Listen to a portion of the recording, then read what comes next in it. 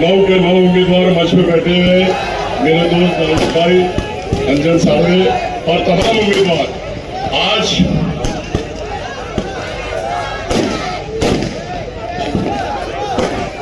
आप लोग सब बैठ गए।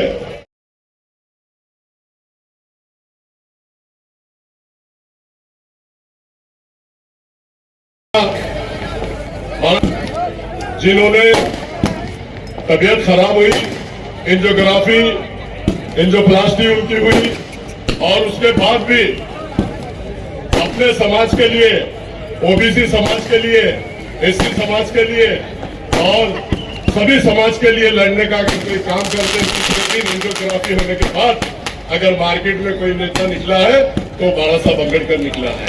क्योंकि आज महाराष्ट्र के अंदर, हिंदुस्तान के अंदर अनेक दलित समाज पर और मुस्लिम समाज पर जो जुल्म, अन्याय, अत्याचार हो रहा है, उसके लिए सिर्फ आवाज उठती है महाराष्ट्र में और देश में, तो सिर्फ बाबा साहब अम्बेडकर की आवाज उठती है।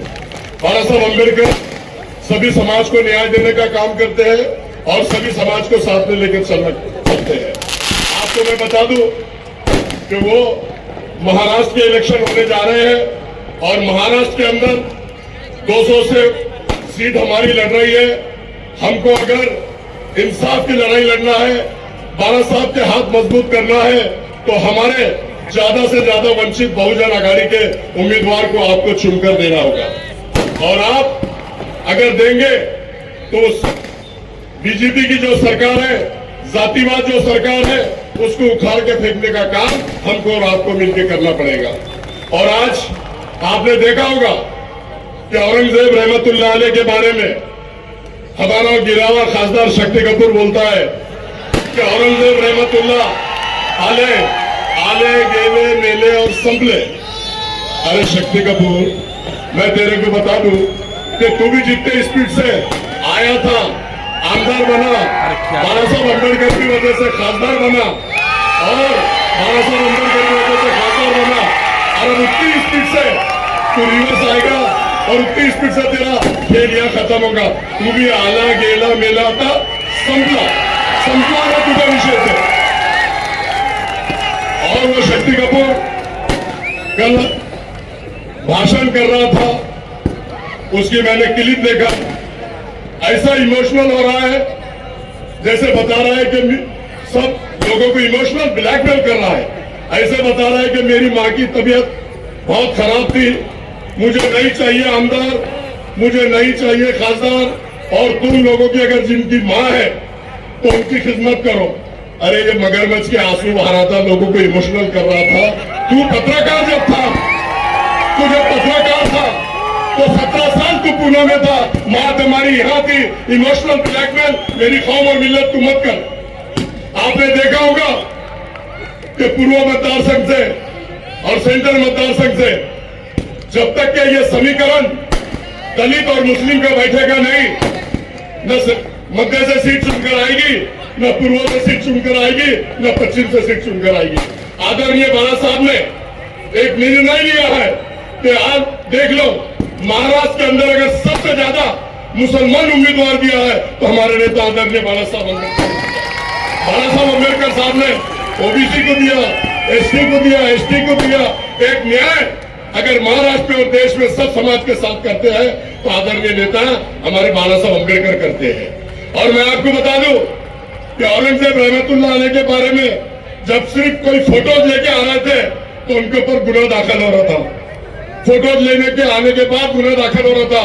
तो हमारे आदरणीय नेता जो जुल्म, अन्याय, अत्याचार मेरी कौम और मिल्लत को हो रहा था, हमारे आदरणीय नेता वहां पर जियारत करने के लिए गए और बोले डिपार्टमेंट पर सबको अगर केस करना है तो मुझ पर करो।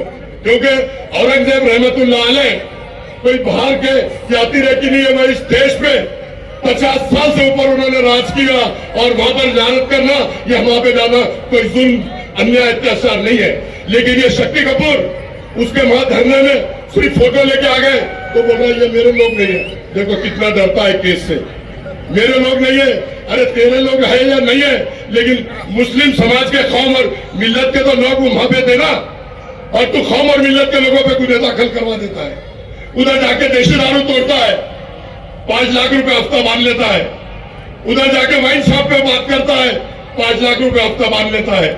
उधर गुटके वाले के पास जाकर रेट मारता है, अनवर के साथ पार्टनर बन जाता है। रेती का धंधा वो खुद करता है और बायोडीजल में 3 लोगों के साथ पार्टनर बनता है और हजारों करोड़ रुपए कमाने का काम तो शक्ति कपूर ने किया। और जब कौम और मिल्लत का जब जुल्म हो रहा था, किरारपुरे में राम मंदिर में जब बटन प्ले बोल के मेरे नौजवान साथियों को 100 बच्चों को अंदर करने का काम ये शक्ति कपूर ने किया। और अफसर खान डंके की चोट पे वहां पर खड़े रह के 1 महीने रमजान के महीने में मेरी माँ बहनें रो रही थी, चिल्ला रही थी, गिड़गिड़ा रही थी, लेकिन ये अफसर खान पूरा 1 महीना खड़े रह के अपनी माँ बहनों को विश्वास दिलाया कि जब तक कि आपका एक बच्चा आपके घर नहीं पहुंचाएगा, ये अफसर खान भी आपके साथ ईद नहीं मनाएगा। और अफसर खान ने वही काम किया, एक बच्चे को कोर्ट से छुड़ा के जेल पे जाके एक बच्चे को अपने घर पे छोड़ने का काम किया और छोड़ा। और ये उस टाइम माँ बहने रो रही थी, चिल्ला रही थी, गिड़गिड़ा रही थी, टेरिस पे बैठ के पार्टियां बना रहा था। तो ये कौम और मिल्लत का हमदर्द, अरे ये तो दल्लाल है, दल्ला है, ये सटिंगबाज है। आपने देखा होगा वो बोल रहा कि अभी हम सिर्फ 16 सीट लड़ा रहे हैं। कितने सीट? 16। अरे शक्ति कपूर, तेरे फॉर्म सिर्फ 20 गए। महाराष्ट्र के फॉर्म तूने यही रखा था, पूरे महाराष्ट्र में 20 फॉर्म गए और 4 जगह तूने सेटिंग किया। पश्चिम में अरुण बड़े जो 12 साल से काम कर रहा था, उसका टिकट काटने का तूने काम किया। तूने शिलोंग में उम्मीदवार नहीं दिया, तूने वैजापुर में 5 करोड़ लेके वहां से वहां भी उम्मीदवार नहीं दिया। अनेक लोगों को सिर्फ तू सेटिंग बाज है, सेटिंग प्लेयर है, तू सिर्फ सेटिंग करता है। और आपको बता दो कि रामगिरी महाराज हमारे हुजूर की शान में गुस्ताखी करता है, तो रामगिरी महाराज को इसने 50 लाख रुपए देकर उसके मठ में हाल बनाया है। उसके भी सारे फोटोज मेरे पास आ गए हैं। और अगर राम जी महाराज हमारे हुजूर की शान में अगर तू गुस्ताखी करता है, तो अफसर खान, अगर तुम लोग मुझे हिम्मत होते, ताकत दो, अगर तुम लोग ताकत देते हैं, तो रामगिरी के महाराज में घुस के उसके नष्ट नाबूद नहीं करूंगा, तो अफसर खान नहीं करूंगा। और वो 1.5 फुटिया नीतीश राणे कहता है कि मुसलमानों की मस्जिद में घुस के चुन चुन के मारूंगा, तो इस स्टेज से तेरे को चैलेंज करता है नीतीश राणे, तो हमारी मस्जिद की सीढ़ी पर तो आके बता, तू वापस नहीं जाएगा, ऐसा मैं कहता हूं। और दूसरी बात मैं बता दूं, वो राज ठाकरे कहता है कि हमको सत्ता में लाओ, हम सत्ता में आएंगे। राज ठाकरे, तेरे को भी इस स्टेज से चैलेंज करता हूं कि मस्जिद के भोंगे उतारने तो बहुत दूर की बात है, अगर तू मस्जिद के भोंगे तक जाएगा तो तेरा हाथ वहीं रखने का काम ये अफसर खान करेगा। आज आदरणीय बाबा साहब को सुनना है, एक शेर के साथ अपनी जगह लेता हूं। हयात लेके चलो, कायनात लेके चलो, चलो तो सब समाज बाबा साहब अम्बेडकर साहब को साथ लेके चलो। फानूस बन के जिसकी हिफाजत हवा करे, फानूस बन के जिसकी हिफाजत हवा करे, ये शम्मा क्या मुझे जिसे रोशन खुदा करे। हमको मिटा सके वो जमाने में दम नहीं, ये जमाना खुद हमसे है, हम जमाने से नहीं। अल्लाह हाफिज, जय भीम, जय भीम, आदाब। आने वाली 20 तारीख को आप सबको सुबह सुबह उठकर जितने भी हमारे जिले में उम्मीदवार खड़े हैं, उन सबको मतदान कीजिए। आपका एक वोट कीमती है। सवेरे उठकर 7 बजे आपने लाइन लगाकर सभी उम्मीदवार को कामयाब कीजिए। और मेरा पूर्व में बटन नंबर 4 है, भारी अक्षर से दबा के विधानसभा में भेजो। गौर गरीब लोग, दलितों पे जो अन्य अत्याचार हो रहा, मुसलमानों पे जो अन्य अत्याचार हो रहा, उसकी लड़ाई लड़ने के लिए आप लोगों को मुझे भेजना पड़ेगा। अल्लाह हाफिज, खुदा हाफिज।